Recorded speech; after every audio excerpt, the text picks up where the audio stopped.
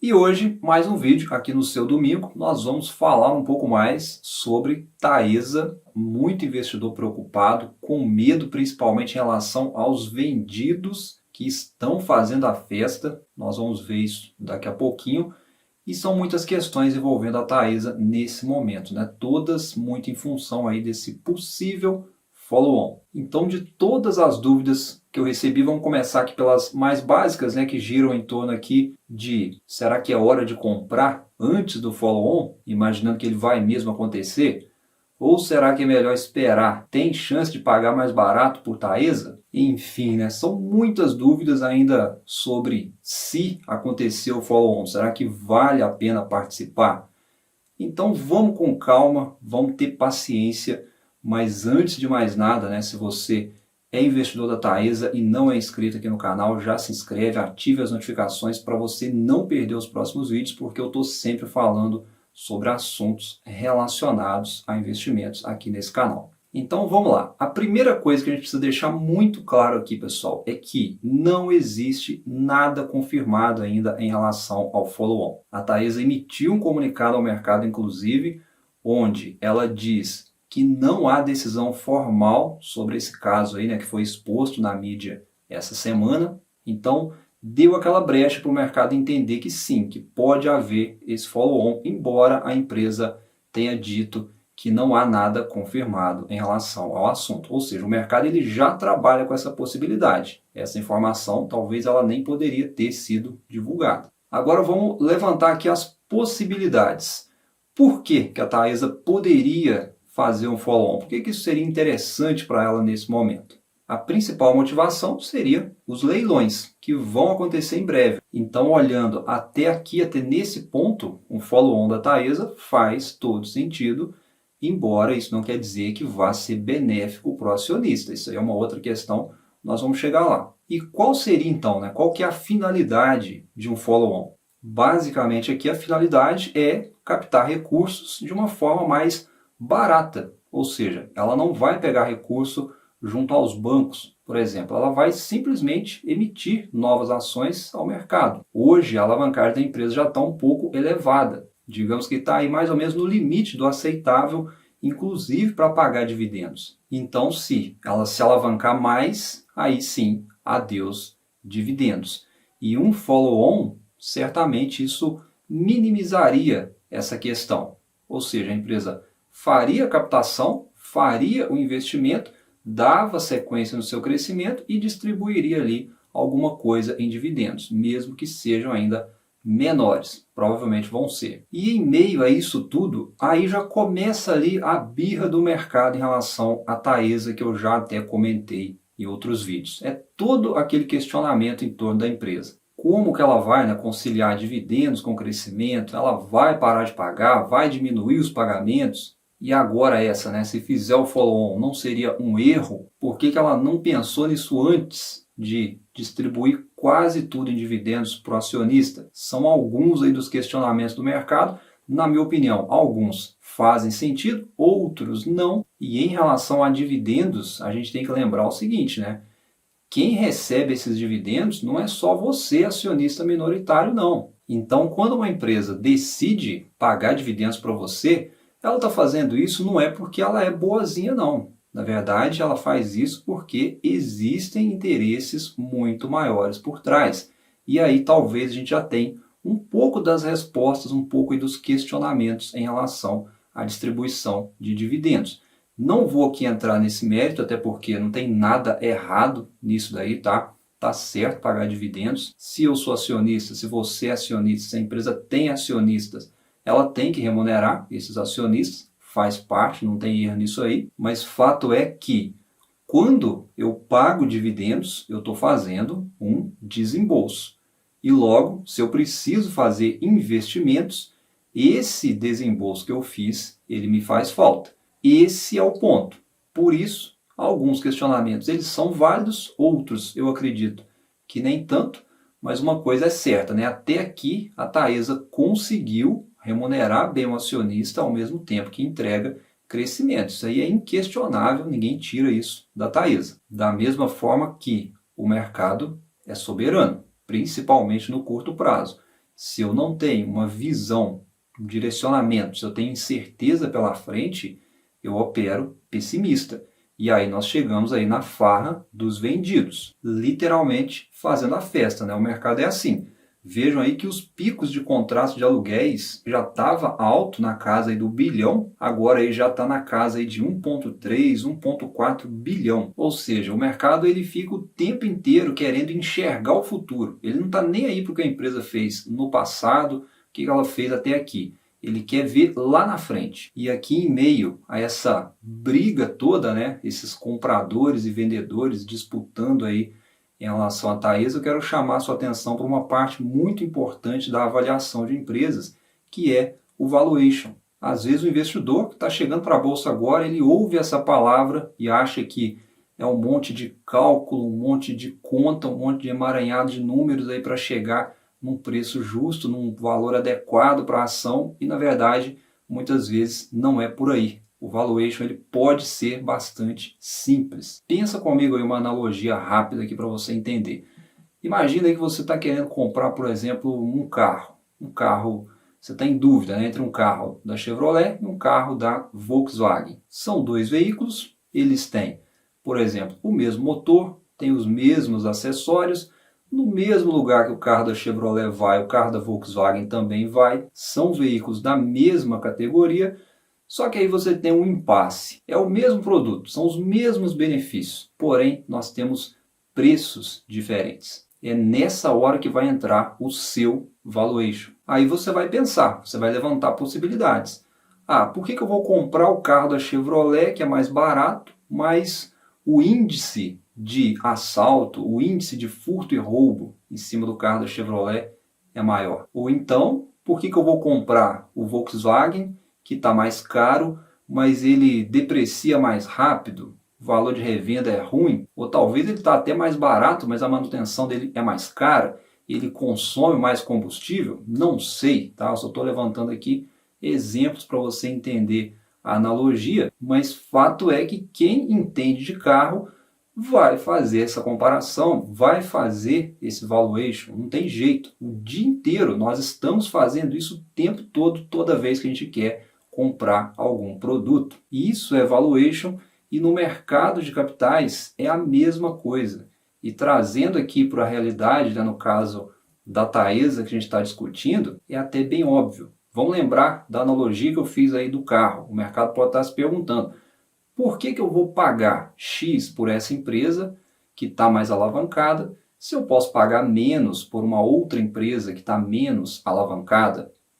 Por que eu vou pagar X por essa empresa que vai ter que ser mais agressiva agora, vai ter que correr um pouco mais de risco agora, se eu tenho a empresa Y do mesmo setor que já está no momento de colheita, que não vai precisar correr risco agora? E com essa notícia do possível follow-on, o mercado pode estar se perguntando, né, por que eu vou pagar X pela Taesa, que pode fazer o follow-on, sendo que eu tenho outras empresas que não precisam fazer isso. Ou seja, nós temos outras empresas que não vão diluir o acionista com follow-on, que não vão diminuir os dividendos. Isso é o valuation de forma bem simplificada, mas é onde não necessariamente o preço se constrói em cima de cálculos e mais cálculos, mas sim em cima de incertezas e expectativas. É o que está acontecendo mais ou menos aí com a Taesa. E se caso você tenha conhecimento desses números, desses cálculos, dos indicadores das empresas, você pode aprimorar ainda mais a sua avaliação e tomar decisões muito mais assertivas. Isso aí é um ponto até, inclusive, que eu abordo bastante lá no meu treinamento fundamentalista. Tem um módulo inteiro lá só sobre isso. E se você ainda não está lá junto com a gente, já fica aí o convite para você. Seja muito bem-vindo. O link sempre na descrição aqui para quem quiser ter acesso. Mas em relação à Taesa e o mercado, é muito sobre isso que a gente está comentando aqui. E como eu falei agora há pouco da diluição, né? Mencionei essa palavra, muita gente tem essa dúvida também, né? Qual seria o lado ruim ou o lado não tão bom assim para o acionista caso essa oferta venha a acontecer? Eu recebi muita dúvida sobre isso, né? O pessoal perguntando o que pode dar bom, o que pode dar ruim se o follow-on da Taesa acontecer. Então, o lado ruim que pode acontecer é que Quem não participar, caso aconteça o follow-on, é que você corre o risco de ser diluído. E o que é isso, diluído? É porque percentualmente a sua participação na empresa ela vai diminuir. A empresa está emitindo mais ações ao mercado. Então vamos supor aqui um exemplo hipotético, que a empresa tenha lá 100 ações emitidas atualmente. E você tem 10 ações dessas 100 emitidas, você tem 10%.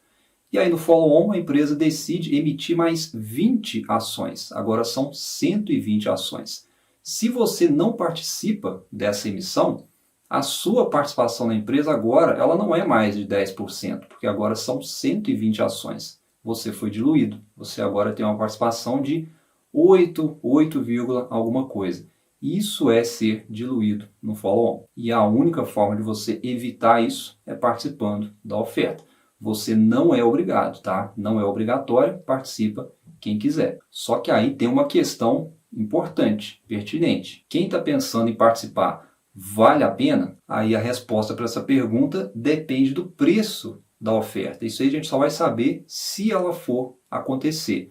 Mas geralmente essas ofertas de follow-on elas acontecem a um preço abaixo do que é negociado no mercado. Então se você fosse comprar no momento ali do follow-on, se você fosse comprar sem participar do follow-on, você pagaria o preço que está negociando no mercado tradicional. No follow-on, digamos que você teria ali um desconto, mas isso não é garantido. E inclusive pode acontecer de você participar do follow-on, comprar ali a parte que está disponível para você e logo depois o mercado continuar pessimista, as ações continuarem caindo a ponto de cair abaixo do valor ali que você fez a aquisição, chegando a um ponto de que seria melhor se você não tivesse participado, esperado passar e talvez comprado as ações diretamente no mercado. Isso pode acontecer. Você, acionista, que decide participar no follow-on, a tarefa principal é você estar a par dos projetos da empresa. Essa é a finalidade do follow-on. A empresa ela tem que captar recursos para investir nos projetos, para colocar em prática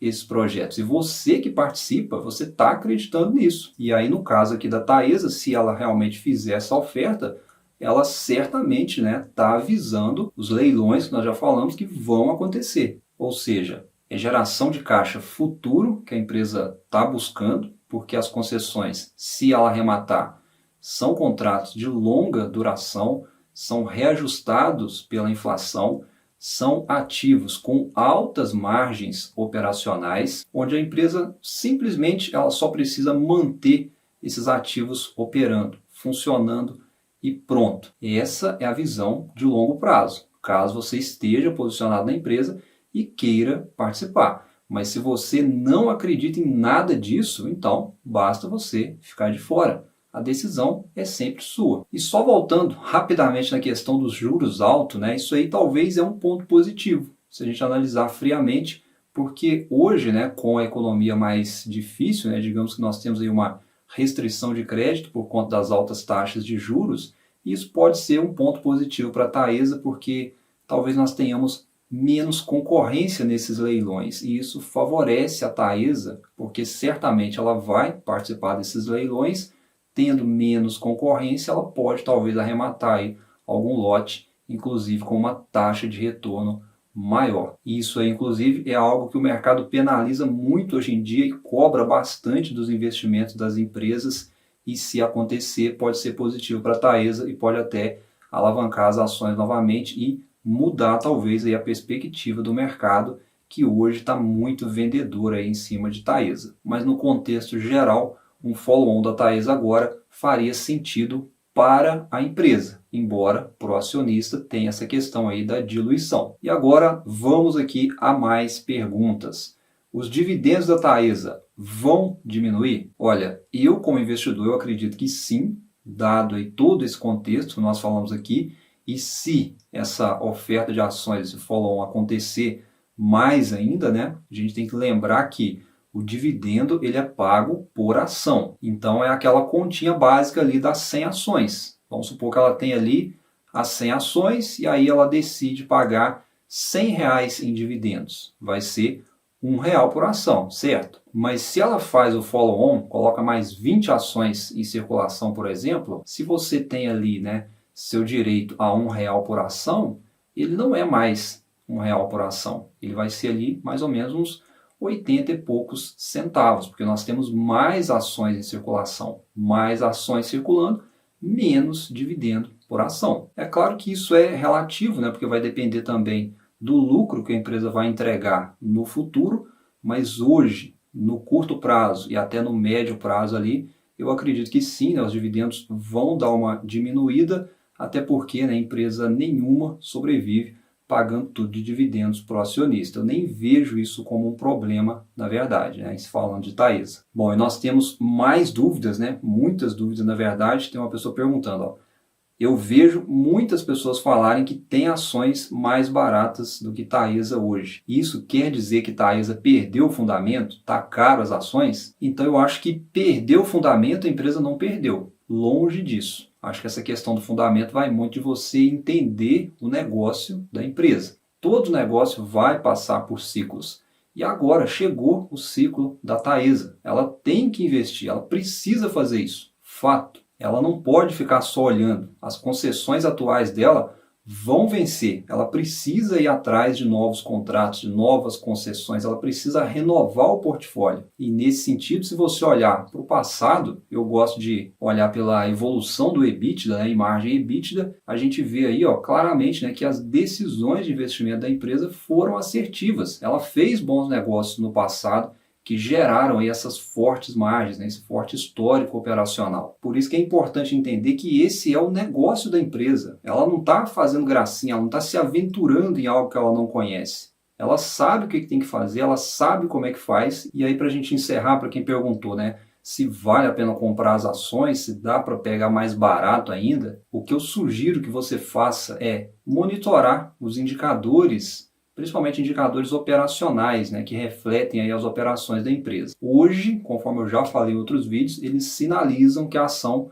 pode estar cara, né, negociando aí acima do preço justo. Aí quando eu falo caro, né, eu estou considerando que nós temos outras empresas no mercado para olhar. Mas se cair aí abaixo da média, eu vejo sim como oportunidade de avaliar um aporte. E até lá a gente vai seguindo os estudos, a gente vai avaliando. Lembra da analogia que eu citei lá dos carros aí da Chevrolet e da Volkswagen? Vamos fazer os comparativos, vamos fazendo aí aquele valuation, comparando outras empresas. Nós temos opções no mercado, não precisa se apavorar agora. E já em relação aos vendidos, né, que deixa muita gente preocupada, deixa o mercado brigar para lá. Não vale a pena comprar essa briga para você. Seja sábio e lembre-se, o mercado de ações é um mercado de transferência de dinheiro dos impacientes para os pacientes. Então, você tem que se perguntar, quem é você? Paciente ou impaciente? Então, vamos seguir com os estudos, vamos seguir com calma e a gente se fala num próximo vídeo. Um abraço a todos, bons estudos e até a próxima.